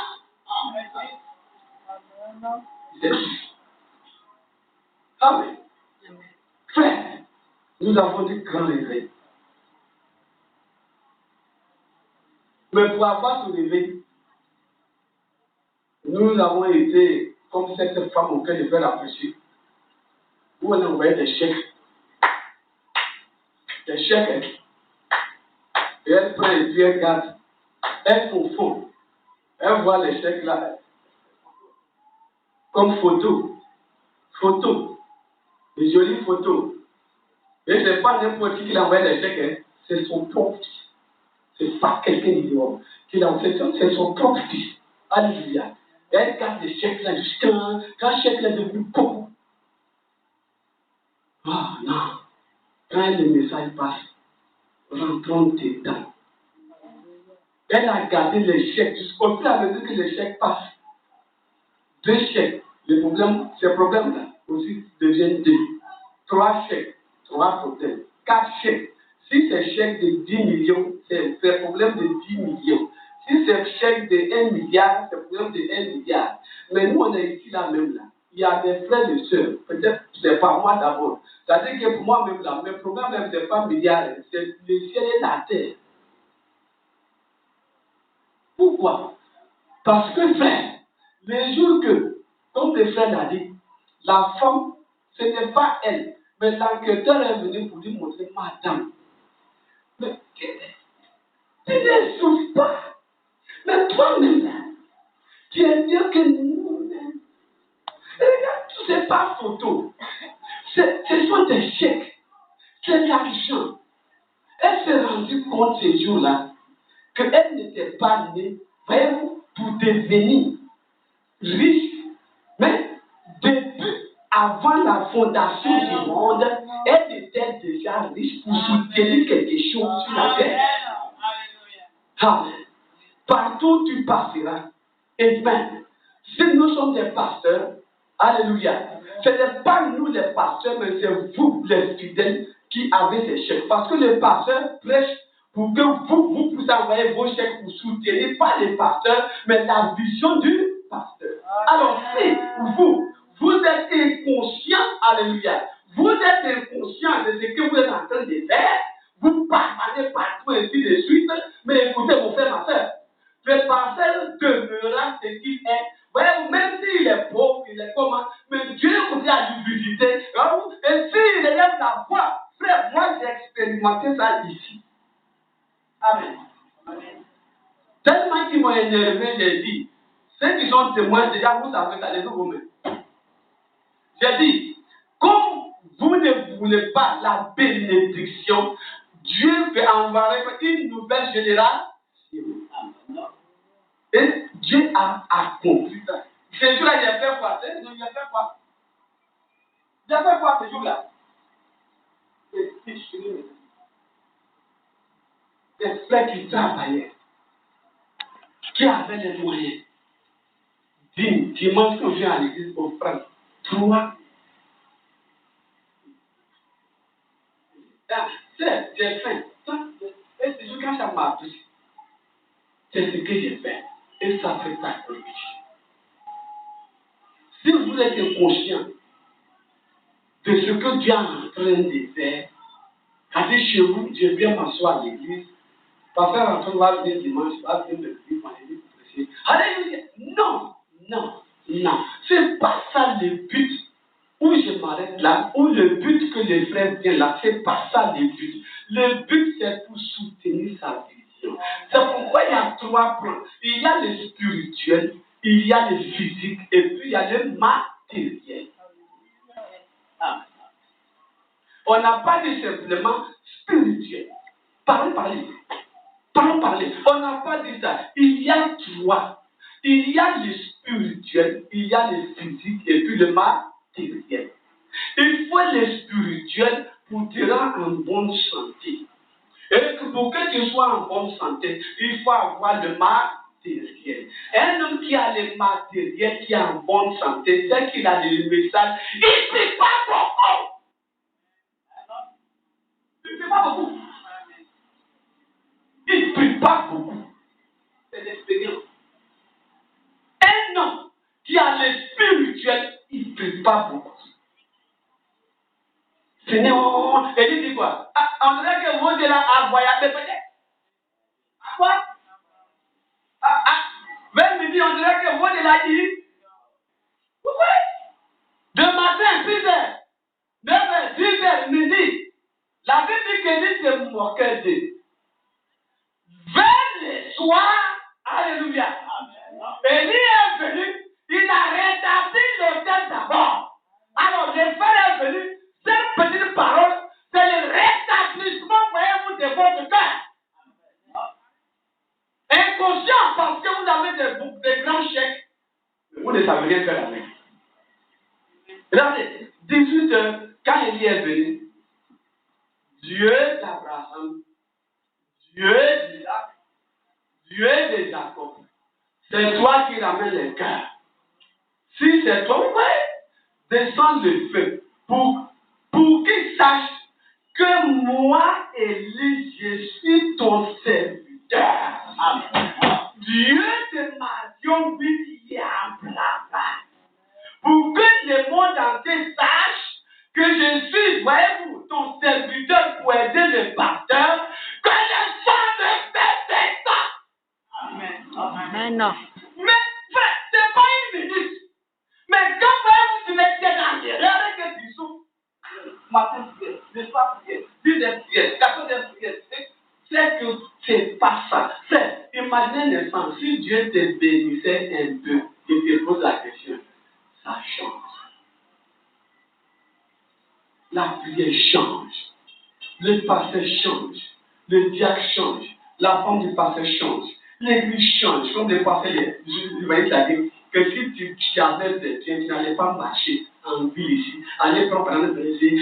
Non, frère. Tout change. Même quand tu es béni, si tu changes, Dieu change. Si tu grossis, Dieu grossit. Si tu as un bon point, toi aussi un bon point. Si tu marches, avant tu marches, mais si tu marches bien comme ça, tu aussi marches bien. Alléluia. Si on parle bien de toi, on parle bien de Dieu. C'est pas prier. Tout le monde prie. Allez écouter les musulmans prier. C'est dans leur ethnie. Mais si, frère, on fait un tour. Je fais la vie. S'il prie en français ici, s'il prie en français ici, tu vas aller dans les gens. La prière a été faite pour que tu sois forte. Mais ce n'est pas à cause des problèmes. Tout enfant, comme tu as tout un problème, tout un problème, Seigneur, non, frère. La Bible dit quoi? Priez pour des frères et sœurs. Mais ce n'est pas pour des problèmes. C'est ça moi je suis contre là, ce n'est pas pour des problèmes. On prie pour le ministère, on prie pour les dieux des gens d'esprit, on prie pour le réveil, on prie pour les pasteurs, on prie même pour sa femme, on prie pour ses enfants. Parce que frère, les diables toujours disent, ouais, c'est qu'il peut élever quelqu'un. Donc, tout on est prier, on aime tout ça.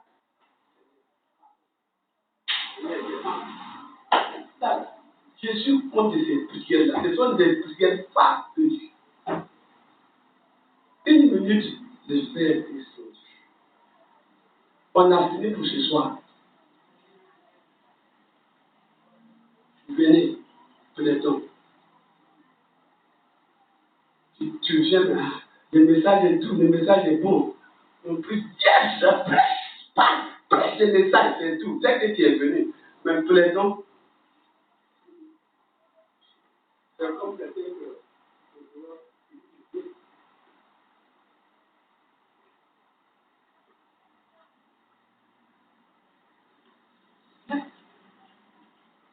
Il ne va pas la peur. Pourquoi? Parce qu'il n'est pas les têtes qui fait. La police, il est quand. Et il regarde. Il regarde ce qui se fait là. Je vais laisser ça. C'est pas. Tout a été même à l'envoyer. Pas la télé. Pas les chercher. Dans une vision, tu vois plein de choses qui réveillent matin. Le soir encore la même voix. Viens. Viens. Comment est-ce qu'on peut se créer une église? D'autres sont là. Mais quand Dieu commence à les bénir, les enfants, la langue nous donne au pasteur. La langue nous donne pour faire payer en tout, pour payer les loyers, pour faire des choses.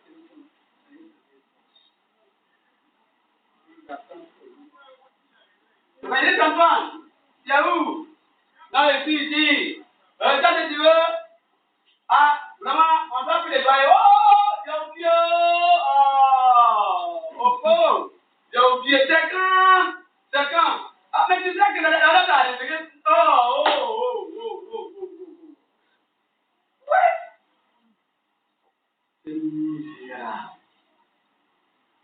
D'autres même, ils sont si bizarres.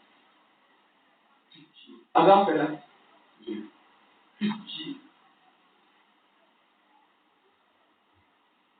Pitié. Amen. Mais cette année, Dieu merci. Dieu nous a envoyé quelqu'un. Dieu ne va pas que vous parlez. Parce que quand il prêche, il regarde les nuits, et puis il passe. Il dit ce qu'il a envie de dire. S'il finit, ça va, il s'assoit. Amen. C'est ça. Donc arrêtons-nous. Des bonnes personnes merveilleuses auxquelles Dieu a appelé pour les gens et qui sont venus déjà. Arrêtez-vous. Arrêtez-vous pour que vous voyez des bonnes personnes. Oui, frère. C'est la révélation. Plaidons. Tu n'as pas pu plaider. Tu ne sais même pas comment on plaide. Tu ne sais pas comment on plaide. Oh frère, c'est difficile. Et on s'arrête là. Voilà. Plaidons. Les bouches, les paroles. Tout le temps par la discussion. Et même si la frappe, on met ici, sinon les mensonges, les bâtons, plus la diable, de mes plateaux. Ah non, vraiment, c'est pas possible.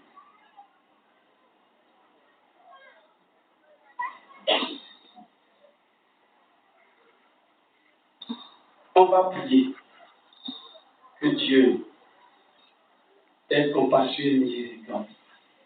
Seigneur Dieu, tu as envoyé un homme pour venir m'appeler. Il est mort par un accident brutal.